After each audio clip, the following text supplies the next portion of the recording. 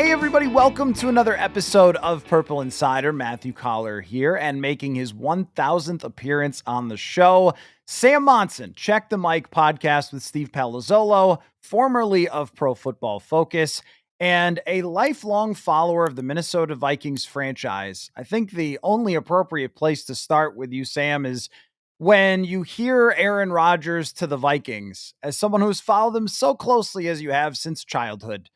How does that strike you? Well, in a couple of ways, it's like, of course, it's like here's how the story is supposed to end. Like I've seen this before. This is the way it's supposed to go. There's a comfort in knowing that this is exactly the way the script it was intended to end. So from that perspective, it's warming, it's comforting, it's the natural order of things, and I feel good. From the state of JJ McCarthy's supposed to take over this team now, and all of a sudden it might get sideswiped by Aaron Rodgers trying to like the redemption tour. That doesn't feel great. But I am fascinated in just for the story, the completion of the Brett Favre career arc, the transformation of Rodgers, that whole thing of if you live long enough, you get to become the thing you hate. Like Rodgers has become Brett Favre. It's too perfect to not happen. But in terms of, someone who actually wants a team to do really well and for them to have a good future, it's probably not where I would want to go.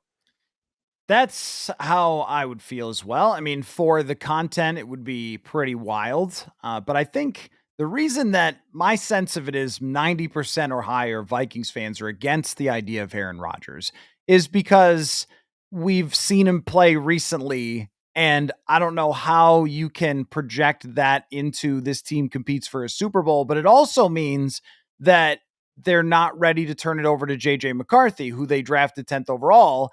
And I was under the impression that they were letting Sam Darnold go because they were ready to go to JJ McCarthy. So then it makes you ask the question, well, does that mean he's not ready physically? Does that mean that Kevin O'Connell doesn't believe as much in him as he said?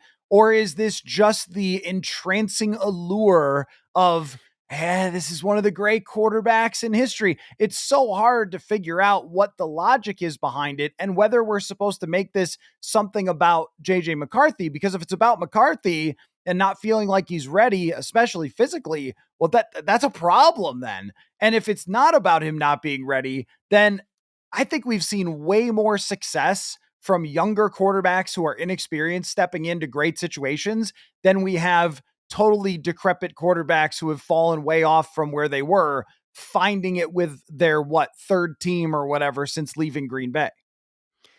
Yeah. The problem is like people always talk about players in static terms, right? Like this guy is X, Y, and Z. And the reality is it's always in flux. It's always a movable thing. And the Darnold thing is a perfect example of that.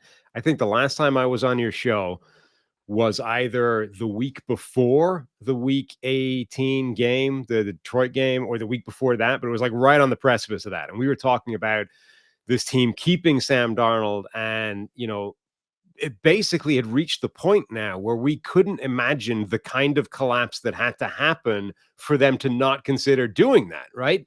And yet that's exactly what materialized. Like the next two games were the type of collapse that were so extreme that we'd essentially written them off as a potential outcome by that point in the season. And I think though it was such an extreme disaster that it changed everything, number one. And number two, I think it confused the ever living crap out of the Vikings, who had no idea how to deal with that. And I get it. I don't either. Like from a Seattle perspective now, you're looking at them. They move on from Geno Smith. They bring in Sam Darnold. The contracts are what they are. But like, I don't know if that's good or not based off what we saw from Sam Darnold at the end. That if they get the guy that played the first 15 games of the season, that's a great move. If they get the last two games, it's a catastrophe. And you just gave like good money to the guy the Vikings gave $10 million to last year based off similar, history. So it's confusing. And I think this is the problem with JJ McCarthy is, yeah, theoretically, he gets healthy now. You turn the keys over to him and away we go. But they don't know how good he's going to be. Like they have a pretty good idea what he can do. We saw training camp, we saw practice, we saw some preseason, and then boom, injured. Now he's on the shelf. So they must have a pretty good projection of what they think. But just as there's going to be uncertainty as to like, ooh, how much should that Darnold thing scare you? There's going to be uncertainty of, well, hang on, what if this was a small sample size? What if actually he's terrible right after a couple of weeks? And now what do we do? Um, and then the Rodgers thing, it's like, yeah, he has definitely declined from, his MVP level. On the other hand, he was also coming off an Achilles injury at 40 something years old. Rodgers is one of the few NFL players that is older than I am now still. And I know from personal experience that my body does not rebound the way it used to in my 20s, let alone 30s, let alone 40s. I can't even imagine how long it would take my ass to come back from an Achilles injury if it popped randomly as I'm going up the stairs, which I'm now like living in fear of at this age. But I think it's entirely plausible that a year removed from that, Rodgers is actually physically better in 2025 than he was in 2024. And even in 2024, the arm was still fine. Like he could still make all the throws. He couldn't move around as much as he did, earlier in his career. And that's definitely a change from when he was like he was never Lamar Jackson, but Rodgers early in his career was pretty mobile. He could move around, he could escape, he could buy time. Can't do that as much anymore. Certainly couldn't last year. But I think there's a solid chance that he's better at that next year. And I think if you actually look at it on a throw by throw basis, he wasn't as bad as people are saying a year ago. Now, I think the overall Jets, the offense, the production was as bad as people are saying it is. But that means that the problem is it's not with Rodgers' physical ability to play quarterback anymore. It's with the scheme, the X's and O's, the decision making. And that's where I think you start to say, well, what if you paired him with a coach that's willing to challenge him in a way that clearly the guys like the sycophants that he surrounded himself with weren't. And B, who now has a bit of a track record of doing that, right? Kevin O'Connell has now got a couple of data points with Sam Darnold and Kirk Cousins of saying not only can he get the best out of these guys, but he's actually able to sort of change the way they play the game, like to rewire them and to alter the way they think about playing the game in the process. So I do think that there's a way of looking at this. Let's say you're crazy and you're evaluating, like, do you want Rodgers? I think there's definitely a way of looking at that and saying, look, the tape says he can still throw the ball and still play well and still execute at a high level. If we think these are the problems, I think Kevin O'Connell is extremely well suited to address those problems.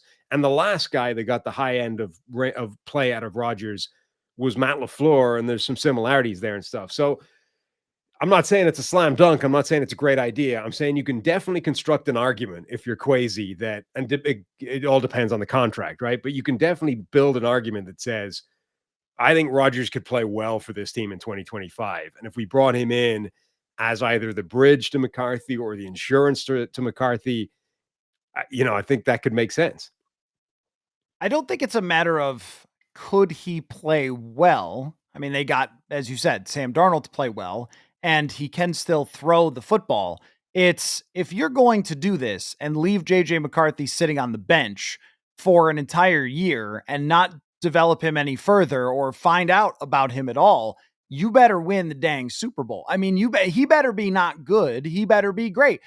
Just getting good is what the Seattle Seahawks do with Sam Darnold because they have no other answer. It's what the Raiders do. It's what you're not supposed to have to do anymore. It's what the Vikings have had to do for their entire career. And just, to go through the things that you just laid out. So Aaron Rodgers has to now acquiesce to a coach when it comes to the Yes. offense. That's interesting. That hasn't happened all that much in his career. Also, Yep. the last time he played for Matt LaFleur, they went 9-8. They missed the playoffs on the last day of the season with a team that the very next year was one drive away from the NFC Championship with Jordan Love, with one of the best coaches in the league in Matt LaFleur. So I think, and by the way, he tore his Achilles in the middle of this, which when you tear it once, it's got a better chance of tearing again. There's just so many hurdles mentally that you have to get over to make this work, to be like, well, look, if he was only an accumulation of his best games and throws last year, if he's fully, completely, in fact, more healthy at 41 than he was at 40.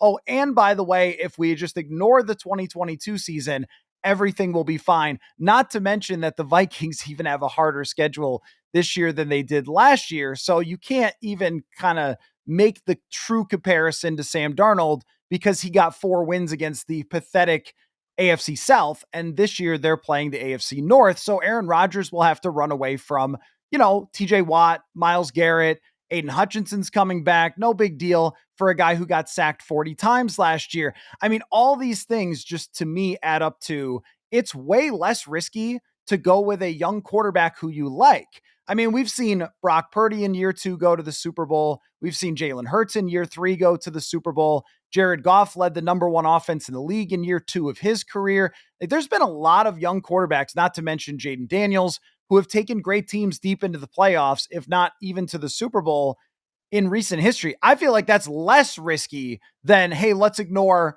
3 years of sample size of bad play in 2022, Achilles injury, and then even if you say like PFF had him as maybe 14th last year, okay, what's 14? What does that sound like to me? That sounds like if they had signed Kirk Cousins. I just think it's way more risky to go with someone who's this old and hasn't been good in a really long time versus someone who would be on the ascension, already knows your offense. And by the way, we're sure will listen to the coach, not maybe bring in his own offense. And does this mean you have to sign Alan Lazard, by the way? Because I don't want to do that either. Probably. Folks, I'm trying a new thing to try to stop going to fast food restaurants all the time with my busy schedule. It is called Tempo Meals. Tempo is a weekly delivery service that delivers chef-crafted meals from a dietitian-approved menu fresh to your door. Their perfectly portioned lunches and dinners take the guesswork out of eating. They're fully prepared. They can be heated up in the microwave in just 3 minutes. This is easy when we're on free agency watch. I've got another box just showing up the other day, and talk about easy and delicious. I got the Korean beef quesadilla, Tuscan butter shrimp, and barbecue chicken. All of them were easy, super quick to make, and not all of them have to be chicken and beef. They've got tons of different options for you. For a limited time, Tempo is offering my listeners 60% off your first box. Go to tempomeals.com/purple insider. That is tempomeals.com/purple insider. 60% off your first box. Tempomeals.com/purple insider. Rules and restrictions apply. Yeah, I mean that's the question, and but that's one of the variables that you need answered right before you do a deal like this. Is like, okay, if we're like, I think you can paint a picture where the high end of the range of outcomes for Aaron Rodgers, I think, is still very high, right? Very high. I mean, he effectively. This is more of a Darnold data point than it is a Rodgers one, but like Darnold's collapse was so extreme that they actually ended up with very similar PFF passing grades in the season, right? Rodgers and Darnold by the end of it. But like if we say that he can get there with the army of sycophants in terms of everyone he wanted coaching and receiving in the building, and a scheme that wasn't working particularly well, and all these things, like what if we take that away and replace it with Justin Jefferson, Jordan Addison, and Kevin O'Connell as the coach, and he actually is willing to work in that environment? Like, what does that do to last year's version of Rodgers? And I think it's an equally reasonable argument to make that at 41, he's unlikely to be getting physically better ever, like from now until death. It's also, I think, an equally reasonable argument to make that a year removed from an Achilles injury, even at 41 or at 41, you're probably going to be healthier than you were the year you came back from it, essentially. So I think you can talk yourself either way on that one, that he could be in a better environment and he could be physically better. So I think you can basically construct a very cogent argument that the range of outcomes for the high end is still very good. But that is contingent on, is he willing to do any of this, right? Like, is he willing to play on a team that isn't giving Alan Lazard $10 million a year just to be there? Is he willing to go into a meeting room with a coach who's like, this is what you need to do in order to be the best version of you? And if you're not willing to do that, you're not playing. Like, we're not doing this the way you want to do it. We're doing it the way I'm telling you it needs to be done. It can be collaborative, but it's not just going to be, this is Aaron's offense that he likes to run. So those are conversations you have to have, but you'd be crazy not to have them at all, I think, because I do think you can paint the picture where the high end is still good. So let's call him up, wherever he is, the darkness retreat, let's send somebody in there with a phone. Let's find out, is he willing to play ball under these circumstances? Let's find out what his asking price is. That alone might take you out of the market completely. Let's find out the answer to all these questions, any of which, if it's a no on his end, might immediately rule you out of the running. And then it's JJ McCarthy's team and no harm, no foul, I think. But I feel like it's fair or just due diligence to say, let's at least find out the answer to all of these pieces of information before we immediately write off the idea that Rodgers could be better than the guy we have right now.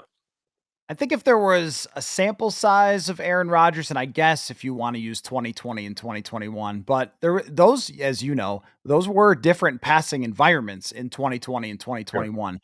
We saw 2020 was the easiest passing environment in NFL history, probably because there were no fans in the stands for the entire season, and teams hadn't figured out that the play actions and deep crossers and all that were just crushing, and now they play two deep safeties all the time. And he really hasn't been good since the league figured that out. Not to mention missing the whole year with an injury. It just, and if there were any sample size of him just acquiescing to a coach and saying, I'm the most coachable guy, I'm going to come in and do whatever you want, I'm going to run this your way, then maybe I would say it made some sense. But really, that just doesn't happen with Aaron Rodgers, not to mention all the other stuff where your franchise becomes the Right. Minnesota Aaron Rodgers is. And I just, if Kevin O'Connell wins coach of the year and 14 games and creates this culture out of his own vision, and then he's going to bring someone in that is completely different and is going to bring in his own entire, whether it's his army of people that he needs around him, or whether it's just his army of his most ardent fans who are quite noisy, or all the political people that come with him, or whatever else. I mean, it just doesn't seem to me to fit very well. But to your point, I imagine this very conversation is what's happening inside the Vikings front office, because this continues to be not resolved from the Vikings, which, and the reporting continues to say that they are talking it over, and maybe these debates are going on nonstop. And I think from Kevin O'Connell's perspective, coaches are always afraid of the unknown. We know this. And I like the story that the 49ers tried to get Brady and then Brock Purdy took them to the Super Bowl. Like, they're always going to be afraid of what they don't know and what's next. And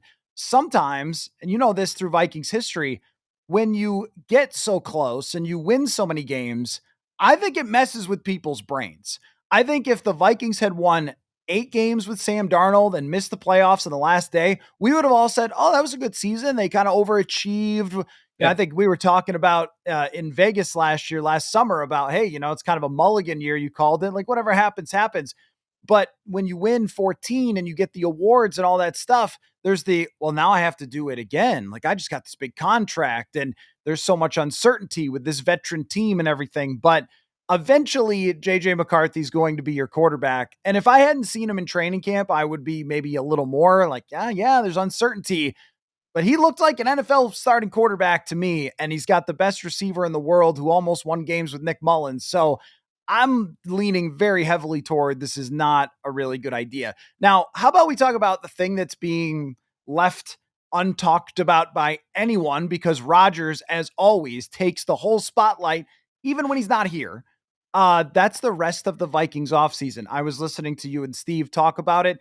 It seems that you are a little less maybe on board with everything. Maybe I'm reading your takes wrong with the Vikings approach than Steve was, and maybe a lot of Vikings fans. How are you feeling about their spending spree?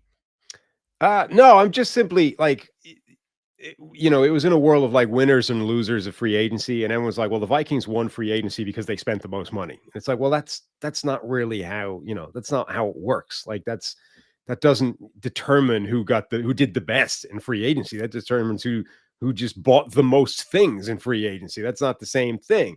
I like what they've done. Look, I think they came out of that season, I think, shocked by the way it ended. Not just with the Darnold collapse, but with the offensive line getting wrecked by the Rams in particular. It felt like the Kansas City game, the Super Bowl against Tampa Bay, right? Where they came out of that Super Bowl and they're like, okay, the only thing that matters for the next 9 months is repairing the offensive line. Like, I know that wasn't actually our offensive line. That was essentially the backup offensive line. Still, That's never happening again. So we're going to make Joe Tooney the best paid guard in NFL history. Like we're going to go nuts. And that was their offseason. This felt like the same kind of thing for the Vikings where it was like, oh, the interior that we thought was actually okay for a while and we've been sort of hiding and papering over, turns out it's terrible and we need to fix it immediately if we ever want to win another game again. And that was basically how they approached the offseason. They went out there and they spent big money on Will Fries. They brought in Ryan Kelly. I think each one of those guys, and this is why it's not simply like, did you spend the most money? Did you bring in the most people? Because it's like how much risk is involved in this as well. And each one of those guys, I think, has some risk attached to them for different reasons. Ryan Kelly, who's got a fairly extensive injury history at this point, at his best, Ryan Kelly was a top 3 center in the NFL. That's a great upgrade over Garrett Bradbury. But is he going to be that guy going forward? Is he going to be injured? All those things. And then Will Fries, I think, is just working from a much smaller volume of sample size to be getting that kind of money. And the money isn't as bad, I think, as it looked in the headline figure. And that's always another thing that you're battling. And then the defensive additions are kind of interesting as well, because again, each like Jonathan Allen at his peak was one of the best interior disruptive pass rushes in the game. Hasn't been at that level for a while now. And then neither him nor Javon Hargrave are even remotely interested in defending the run. Like they're just literally don't care. Like they're just through the gap.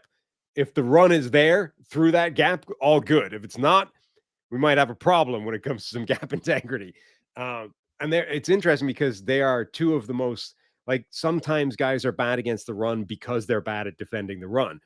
Those guys are bad against the run because they don't care about the run. Like they are bad against the run as a conscious choice. They just don't seem to care about the run. And in Hargrave's case, I think it's a coach thing because when he was with the Steelers, he was good against the run. And then I think when he got to the next team, Philadelphia, they were just like, don't worry about it. Just cook, go after the pass. We'll deal with the run. Forget about it. San Francisco seemed to keep that going, or he kept it going in San Francisco. Either way, since playing for the Steelers, he has not given a crap about the run. And I think Allen is a similar player. The Vikings with Flores have the kind of defense where that might be good. Like it might actually work even if they don't. Like simply just the way he deploys his defenders, the way he kind of wins with scheme and with confusion.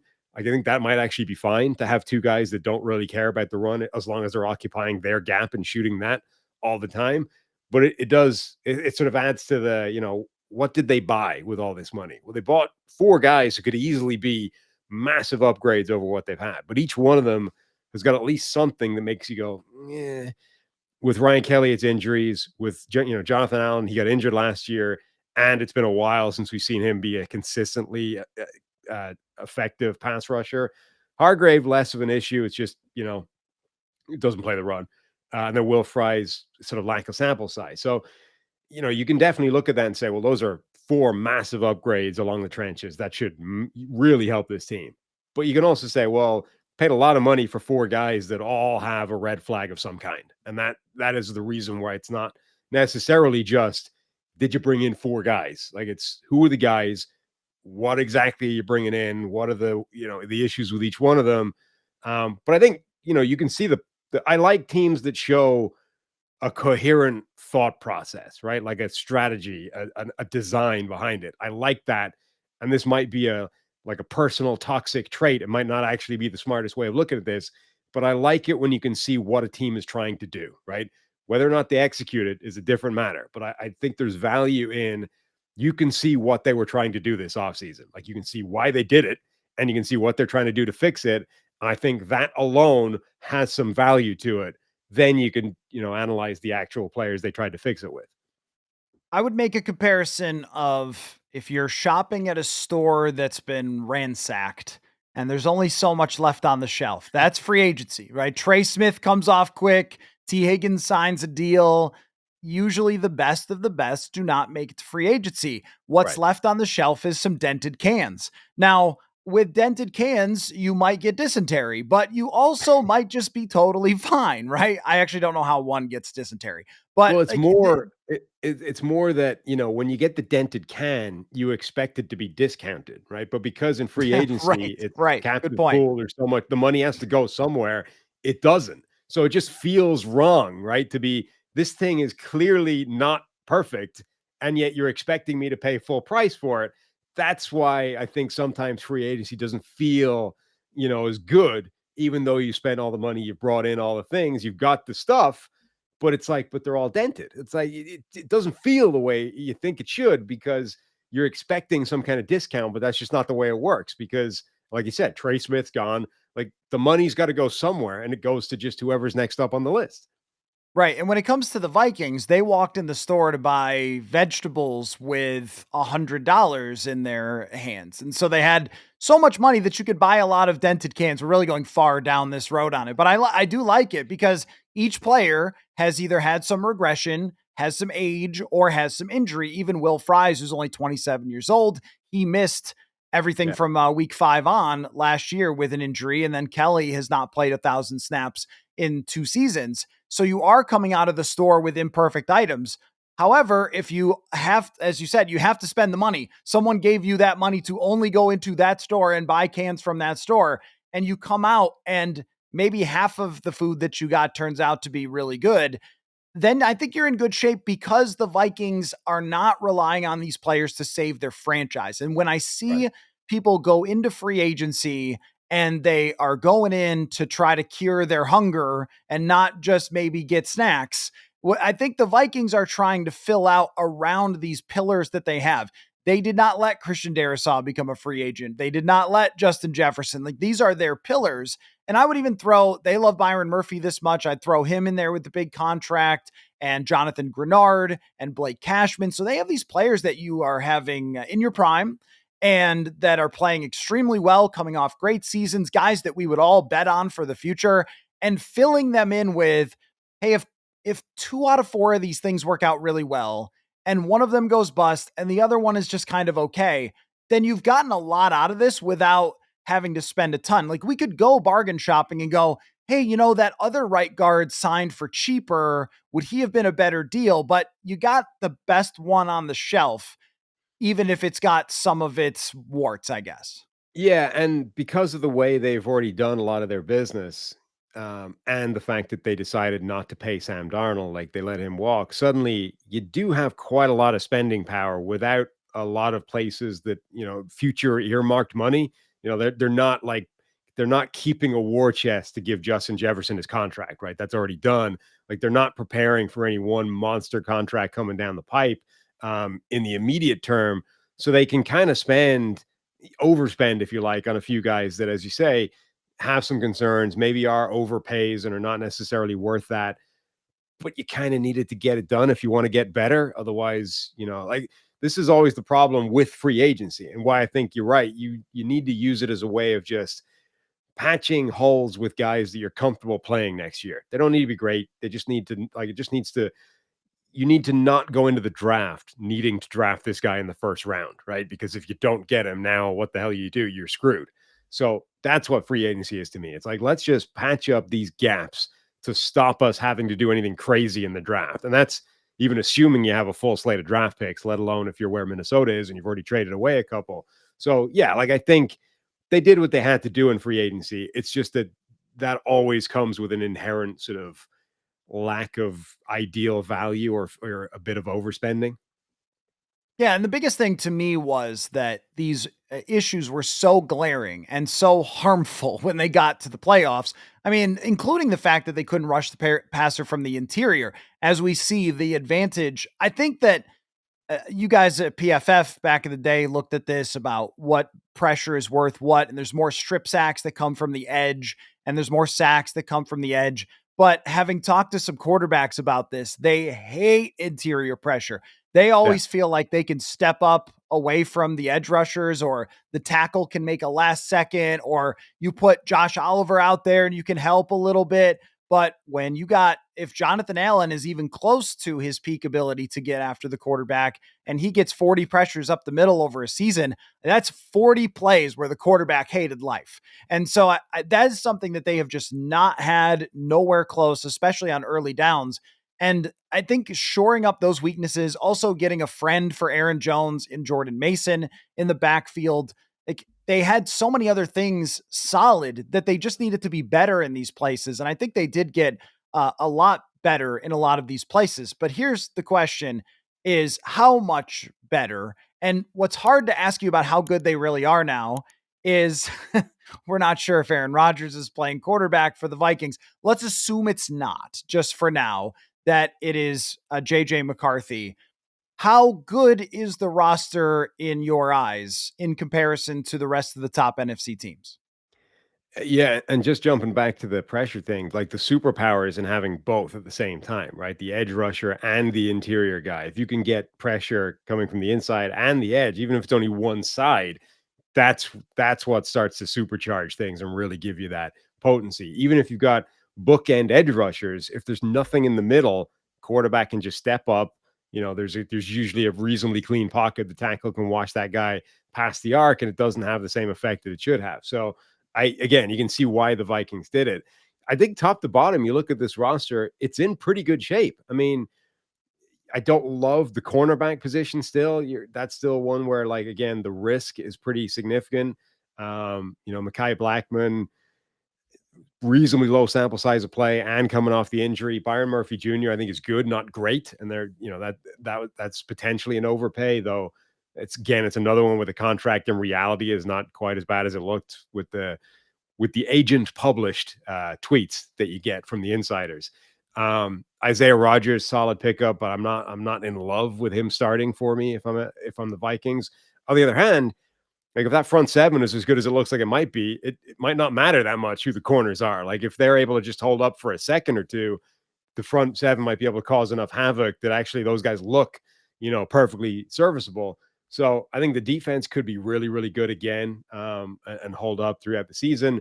The pieces are there for the offense. Obviously, the receiving weapons. I like that pairing in the backfield now with Aaron Jones, Jordan Mason, TJ Hawkinson obviously should be full strength. And then the repaired offensive line, like the tackles are really good.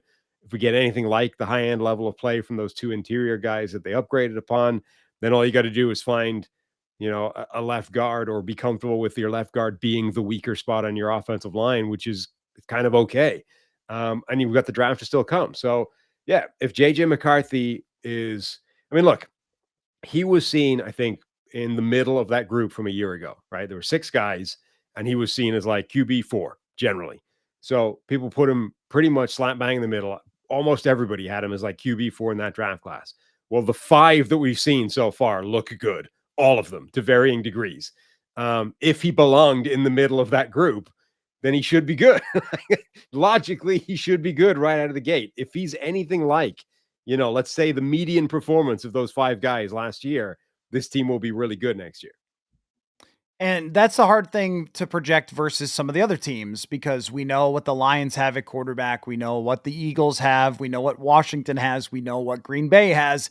And this is really a wild card. And so when we're trying to even, the Rams, when we're trying to power rank or something where they belong, that one is less predictable, I think, than the other teams in the NFC. The way I would put it, though, is because, power rankings, one of my issues with power rankings, not that I care really, but is that we act like the standard deviation is the same. That's with Right. quarterback rankings too. The difference between number 2 and number 3 is not maybe the same between 14 and 15 or what, you know what I'm saying? And Yeah. I think I'd like to kind of bundle or tier with teams where clearly the Eagles are the guys in the NFC. They're running back so much of it. They've added some pieces. And then you bring, the Lions back with Aiden Hutchinson. They deserve to be in that conversation. What Washington has done has been phenomenal this offseason, I think, bringing in Laramie Tunsil and Deebo Samuel. So I'd put those three teams there. And then the next tier down is the Vikings, and they have to prove it that they belong with the other group. But I think if you're in that mix going into your season, you're in a pretty good shape. Like that's what you're trying to do in year 2 of a rookie quarterback is you're trying to be in that top 4, top 5 teams in the NFC and then chips fall where they may with injuries and schedules and all the different things that can impact them. I'm curious about what you think the lessons from this year's free agency should be. Because I was thinking about this for an article and I want you to help me write the article. Because I was thinking about, okay, clearly the league has taken notice of the interior and Milton Williams getting, and I know it's a fake 26 per year, but nonetheless, that guy played 500 snaps and just gets the biggest freaking contract and celebration in free agency. And Will Fries, I think you could look at it the same way. I like the move, but I also think, and Aaron Banks, I also think these are not guys that we would have previously connected to near $20 million a year for guards. I think that's the starting point for me. And the other part is that maybe this has always been true, but I feel like it was more true this year that all the players we talked about being available kind of stayed with their teams. Oso Digizua was another one who was very high on my list. What do you think of those? What do you think the lessons are that we should have learned from this year's free agency? Yeah, I mean, so I think that last part, like teams are getting just so good at generally managing their roster. Like, you go back to the start of free agency and the start of the salary cap era and all those kinds of things. Nobody had any idea what they were doing, right? They were making it up on the fly. They were half-assing this thing. They were guessing. It was all ridiculous, right? So you did have teams genuinely going through like salary cap hell every couple of years because they hadn't like figured out how to manage it so that that happened. And like nobody was thinking 3 years in advance. They're just like, oh, look who's available. Like, look at the shiny thing. And we could buy that right now. It's like, well, what happens if you buy 5 of those in a row and then in a couple of years' time, like all the money is due? Like nobody had gotten that far. Now, generally speaking, everybody is very good at that. And even the teams that are bad at it relatively are good at it compared with where, they were 20 years ago. So we're not in this world now where the very best players hit free agency. They just don't, nobody lets them get that far. And if they ever get to the point where it's like, oh, we might have to let that guy go, it's a trade, right? It's like we trade this guy away to get the contract off the books, like the Tyreek Hill thing. They were never going to let him hit free agency because they could trade him away, a year or two before that and cash in with a bunch of picks and rebuild and reload through the draft where all the contracts are cheaper. So generally, I think you're just seeing this reflect. And now teams understand that if you do to get a guy locked up before he hits the market, it's way cheaper. So you're just seeing this massive explosion of number one, the talent isn't getting to free agency the way it used to. And number two, even the one that gets close to free agency is getting sniped before they get there because teams understand how powerful that saving is, right? Like the Odigizua, like the Digizua is not as good a player as Milton Williams. They were, however, in the same ballpark, and they're like $6 million a year off in terms of APY, largely because he signed before free agency, not because because he got the market. So I think you're seeing a lot of that free agency now is it's not that you should never dip into it. Like the lesson is not what Dallas have taken from it, right? Well, you just don't. The key teams have figured out like how to manage your roster. So evidently, the takeaway is just don't ever do anything in free agency, right? That's the learning here. That's the way. That's what Dallas have taken from this. That's not actually the correct learning. The correct learning, I think, is you can't expect to rework things like you're not going to find. I need to come up with a better example of this because he was such a disaster of a free agent. But like Albert Hainsworth is not coming along, right? Like the great, arguably the best defensive tackle in the game at the time, hitting free agency at his peak and getting the market resetting money. You're not getting that guy probably ever anymore. Like he's just not going to hit the open market again. But you can get guys who can come in, fill 1, 2, 3, 4 of your starting, 22 players and just not be a problem anymore. Like it's a way to fix problem areas, not a way to completely catapult or transform units, into a completely different place. If you want to do that, it's got to be through the draft or it's got to be via trade because teams just are not going to let those guys hit the open market. So I think you can definitely still rework a team in free agency, but you're not going to do it with like the superstar player. Those guys generally are just not getting let get that far. I think another part of it too, for a big takeaway for me, is when the salary cap went up by as much as it did. there was a lot of, well, that means everybody's going to get paid more. All the prices will rise with the salary cap. And we've definitely seen that. But what is maybe not factored into that is that every contract you signed previously now looks great. And that's the case for the Vikings, where, that whole the salary cap is fake. And of course, if you were here for the Kirk Cousins era, the salary cap is very not fake, but it's more fake now than it was when every year it's going up by this much. And you can kick out your cap hits 2 years down the road. And Right. then, like, when you sign it, you go, oh, well, in 2 years, that guy's going to be a problem. You get to 2 years from now, you're like, oh, wait, that went down by like 10%. I think it was maybe it was Barnwell. Somebody tweeted out what a $6 million contract like 4 years ago would be worth now. And it's at least double. So Yeah. it's like, all right, so paying Will Fry $17 million a year, which, as you said, is not really 17 million a year, but paying Will Fry 17 million would have been like giving him 10 million a couple of years ago. And I think that changes how teams will operate and will plan going forward. When you sign Jamar Chase to this deal, you go, oh man, how are they going to build any rest of their team? But the way they're scheduling it, and also the way that the cap continues to go up as Amazon buys the NFL, it just seems like nothing is going to really make teams pay a whole lot for these big deals. And this is what frustrates me about this world of the agent fed, insider tweet is we are all collectively being done a disservice because now what we are being fed is just an agent propaganda information arm instead of somebody. Because you're right, all of this stuff is really important. The cap is going up massively year on year, so the structure of the contract has never been more important. I don't know anything if you tell me this guy signed on a 4 year, $77 million deal. I don't know what that means, right? Because the structure of it is so important because it's where is the money? Is it upfront? Is it later? Like it completely changes the entire complexion of the deal. So, what we need collectively as a society is the insiders tapping up contracts and finding out what these contracts actually look like so that we know what this means instead of literally copying and pasting whatever the agent told him to say so that they get the credit for the tweet. Like that does nobody any good. Nobody knows anything from that other than player X is now on team Y. But you don't know how good that is because all you've heard is the headline figure, like the largest number that the agent can reasonably construct from the contract that's just been done, which is not helpful to anybody. Like in this world where what we need to know is where the money is, how much of it is guaranteed, when is it guaranteed.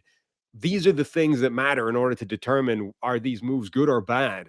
And nobody gets that for like a week and a half until somebody else goes and does the digging and finds that information out.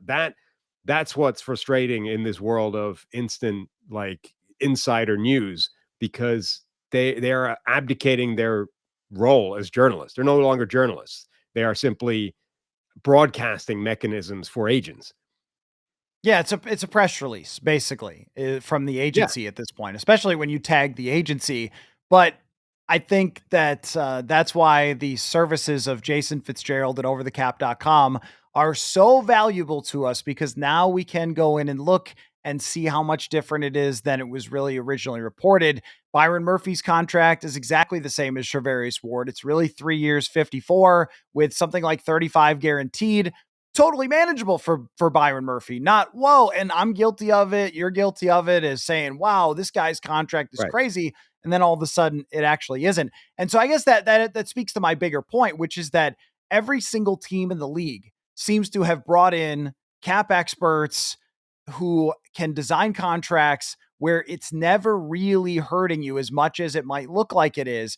And so when your team does go out and spend that type of money, then it's not that type of money. And even with like a Will Fries, they can restructure it in a year and it ends up being worth an $11 million cap hit. So I remember this for the TJ Hawkinson deal. Hawkinson had something like the highest paid tight end in history, and it was, just go with me, 18 million or something.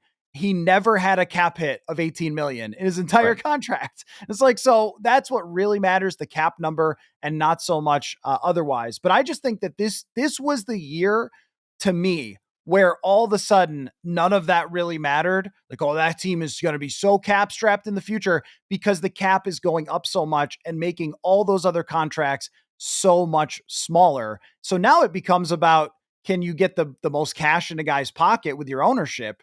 And also, can you create the place people want to be? And I think that's what the Minnesota Vikings have done the absolute best here with their coach, their facilities, their ownership, is say, hey, Jonathan Allen, like, yeah, we'll give you that cash that maybe is going to be a little bit more than someone else, but don't you want to play here? Like, they bring guys in for visits and they don't leave because they look around and go, yeah, that cryo chamber is pretty cool, right? Yeah. So I think they've done a great job at that and did the best they could in free agency with the available players. So we'll see how it goes from here and what comes next, whether it's a quarterback or whatever else. Before you go, who was the biggest loser of free agency and why was it the Packers? Well, they're just taking after the Dallas Cowboys playbook of free agency is not where we do business here. Um, Biggest loser of free agency, other than, journalistic integrity, which I think is still a pretty big one. Um, hmm.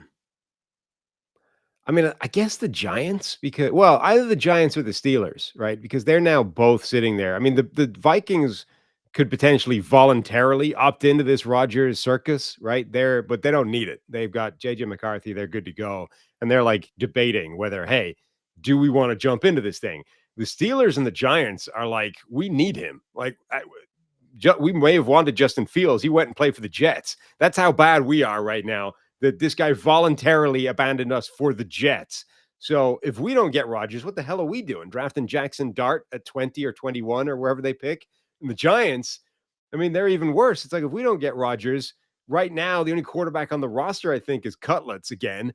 It's like and we pick 3, and QBs might go 1-2, right? So either we've got to make the trade, whatever that costs, and now the cost goes up because they know we have to make the trade, or we have to draft QB3 at 3, and that nobody wants to do that. So I feel like the Giants and or the Steelers are the biggest losers because they're in the spot that the Raiders have been in the last few years, where the music stopped and you don't have a chair and you need a quarterback, and there's no easy answer to that. Right now, Rodgers is the answer. And if it's not Rodgers, you're in real trouble. Maybe Danny Cannell, maybe Dave Brown, Kent Graham. Kent Graham is the uncle of a Vikings player, Bo Richter. So that's a cool connection. Maybe Nice. Kent Graham could be available. He had a big arm back in the day. Yeah, I mean, you're right about the Raiders comparison. Like, you just got nothing. And the Browns got nothing. They just don't have quarterbacks, and They there's at least not pick enough guys 2. to fill those spots. Yeah, they at least pick number 2 overall. Like, Yeah. if you think Yeah. that this draft is 2 QBs deep, and look, there are people who think it's 1 QB, whatever. Generally, the consensus has both Cam Ward and Shedeur Sanders in the top 5 somewhere, right? So if you're the Browns, you are guaranteed to get one of those guys if you want one, right? That's the difference between them and the Giants or the Steelers, where at least theoretically they control their destiny to getting a quarterback. The Steelers and the Giants don't. They have to make something happen to get a guy if they don't get Aaron Rodgers. Well, it should be very interesting to see how it plays out, and my life will be able to continue normally if one of those teams does get Aaron Rodgers. Sam Monson, Check the Mic podcast. I bought a rowing machine, so now Oh, while I'm rowing, I'm listening to Check the Mic because my knees got tired of running, so I need to do yeah, something else. you're getting And old. it's almost Um, almost basketball season. I'll have you in the headphones, but for my money, as good as it gets in the football podcasting world. And you are a great sport for always coming on the show. Really appreciate you, my friend, and we'll talk soon. Thanks for having me.